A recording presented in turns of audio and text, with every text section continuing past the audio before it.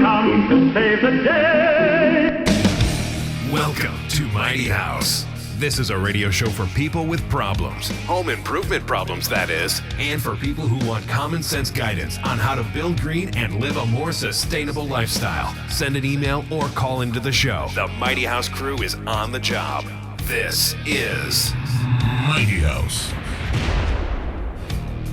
Hey, we're back again, and check out our digs, man. Look at that. Ooh, got a fire going. Yeah, a little fire going in the, well, that's not even in the fireplace. Robbie's that's kitchen. Looked a lot better last week. Oh, she was cooking something. She tried to cook Steak something. timer.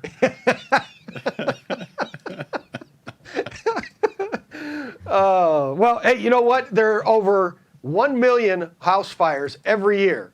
And of those 1 million home fires that exist every year in the United States, 3,000 people die. Oof. Not because they got burnt from smoke. Smoke inhalation. Smoke inhalation is what kills them.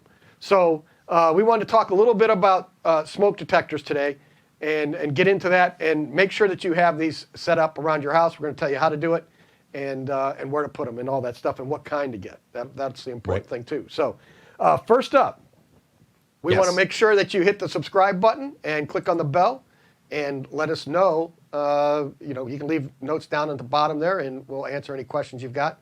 But subscribe and like and click on the bell, so that way you'll get notified next time we post a new video. And with that, there's two types. Niles Design Center. Oh, yeah, that's right. The Niles Design District also. You want to thank them for helping sponsor the show. Just go to nilesdesigndistrict.com, and their information's also below there. Between everything. There we go. You're all lined up? Yeah. I was all in the Niles thing, so I had to move over. All right. So, like you were saying, there's like two types of smoke detectors. Right. And you've got ionized and not white. There's ionization, smoke alarms, and what are those doing? Read that. Read the description. Those are actually more responsive to flaming fires. So those actually have a small amount of radioactive material in them, and then when they get stimulated, it changes the flow of electricity, which then triggers the alarm. The ions between the two plates, that it slows them down and redirects them, and so then they're not. So then they trigger the alarm. And the other kind is photoelectric smoke, and those are better for smoky fires, which is kind of like what's on your side over there. Which is, I would assume, most fires. I mean, if you have an immediate flame, that means somebody gas bombed your house. That's right.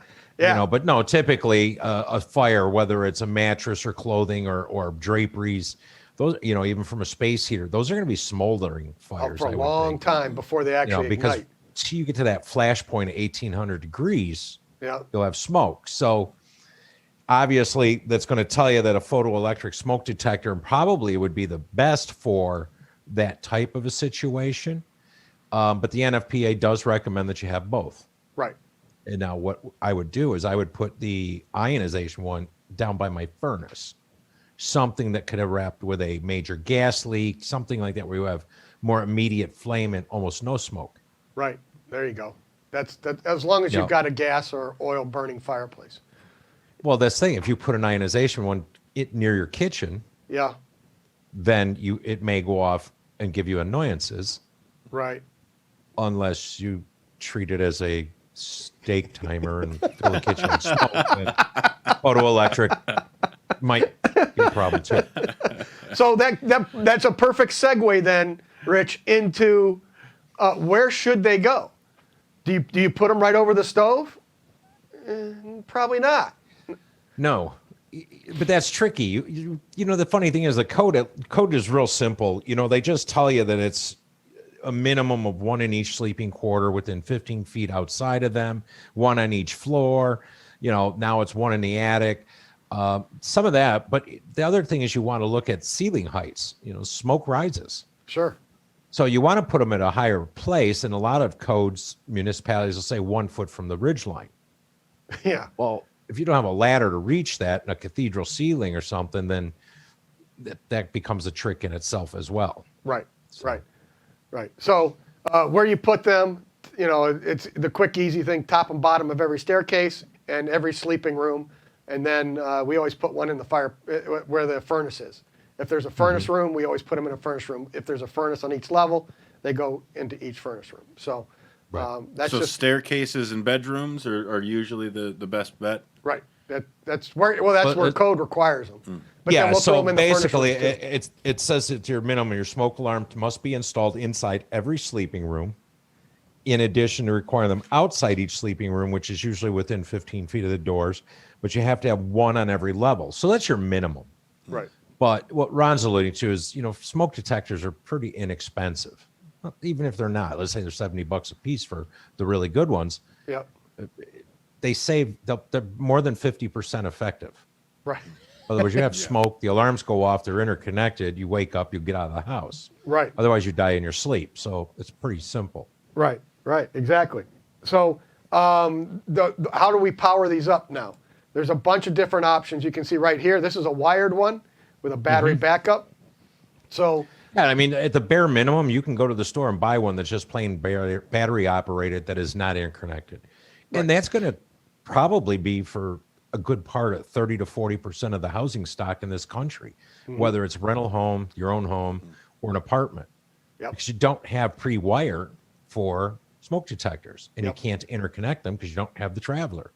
correct. So buy the battery ones, and yes, you have to replace the batteries every 6 months, right? That's the annoyance. Right. But like you said, the best thing that we have going right now, 110 volt, battery backup, Right. interconnected. Right.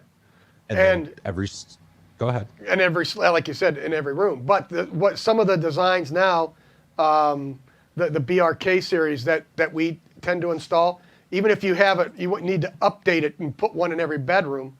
You can take one that's wired, and then the rest of them would be battery operated, and then they now will interconnect with your Wi-Fi, and they'll interconnect with each other.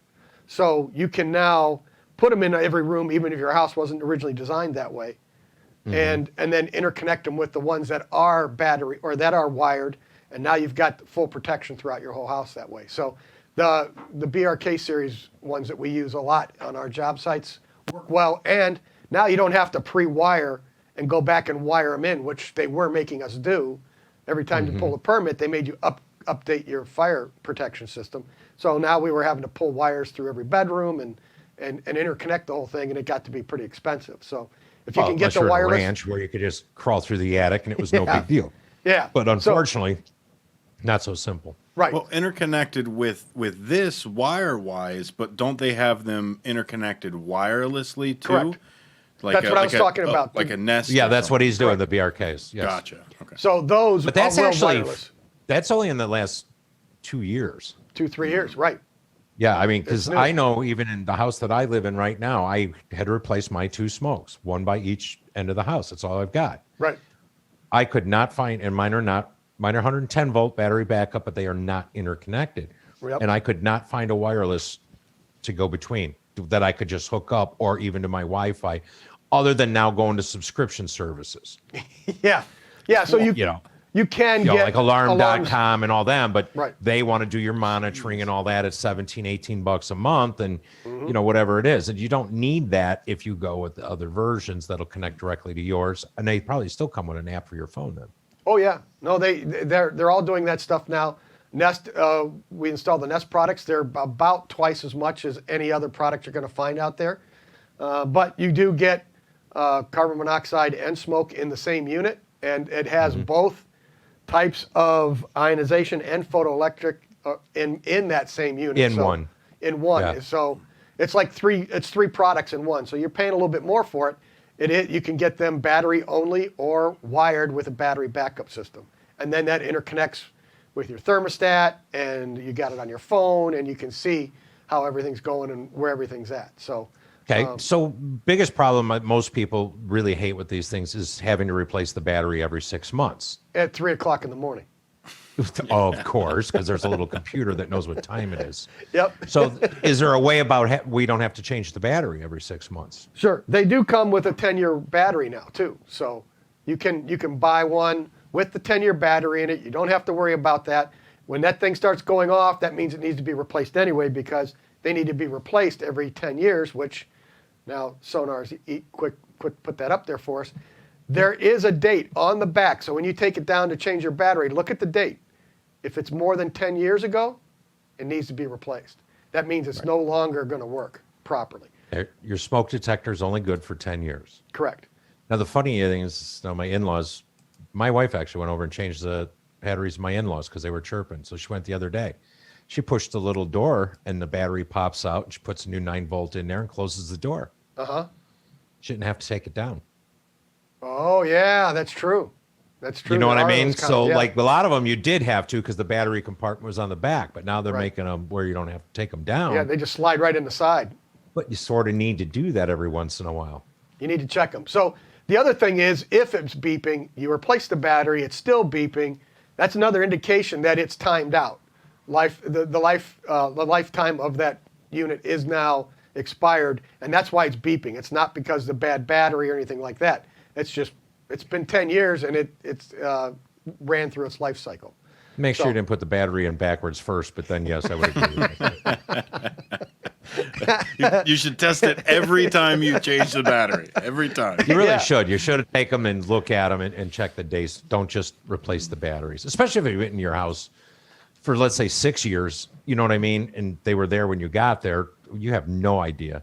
And we were laughing about it before we started the show, but there's two types, right? The white and the non-white. Correct. Well, if Like yours are this so one. old that they've yellowed, Like this there's a one. good chance. And here's the other side. If there's no date on the back, Yep. I find It's those. out. Yeah, I find those a lot too. So that means that it's got to be at least 15 years old if it doesn't have a. exactly. So a it was date on bad to them. begin with. Correct. So hopefully that covers you on smoke detectors. There's Yep. one thing you should look for in every house. Do you hear that? No, You don't hear it. there it is. Yeah. If you hear that, get out. Go and where do we want to put everyone should have at least one of these in their house. You should And- always have one of those in your house. It's actually not a bad idea to have two. They should always be ABC. Right. That way you don't have to analyze the fire before you attack it. But And the big thing is put them always keep put them no. Put them underneath the kitchen sink, down in the basement, underneath the workbench, No, Under the couch. under the couch. Yeah. No. Where should we put these, Rich? always buy an exit. I know they're not attractive, but always buy an exit. The idea being is that if there's a fire somewhere and you run to the exit to grab the fire extinguisher, you turn around and the fire's too big, you just back out the exit. Just keep going. You put it in the basement, you could trap yourself in the fire, so you don't want to do that. Right. The kitchen I don't have a problem with, but most kitchen fires are something on top of the stove. Right. Baking soda works, put the lid on the thing, do not ever throw water at it. Correct. Yeah.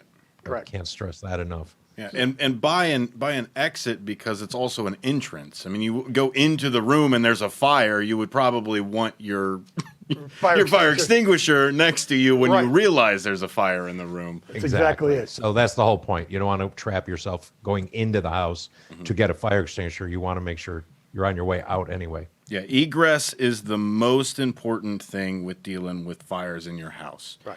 Don't try to throw buckets of water on it. Don't try. I mean, yeah, it's a little fire it's no smaller than maybe a softball or something. Sure, put it out. Pick Right. it up. If it's in a garbage can, pick it up and put it out. If it's larger than a basketball, you need to get out of your house. Because it goes. It's going to be too quick. goes Everything fast, in yeah. your house is made of some sort of oil or anything. Even Yep. polyester couches and things. Oh, They yeah. don't burn like we said before. They smolder. Yep. So you and smoke inhalation. So get out. Right. Get Right. out. Let the professionals come and save your TV. Right. Don't try to do it for yourself. And, That's right. don't be one of those 3,000 people every year. So, right. get out of the house. Stay low. Yep. Get out. So we'll end this with one thing. There's Go ahead. one other type of smoke detector we didn't talk about, which is your combo, which is the smoke and carbon monoxide detector. Yep.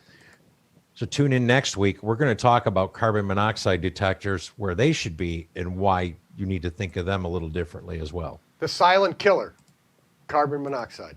So make sure to subscribe, click on that bell, and until next week.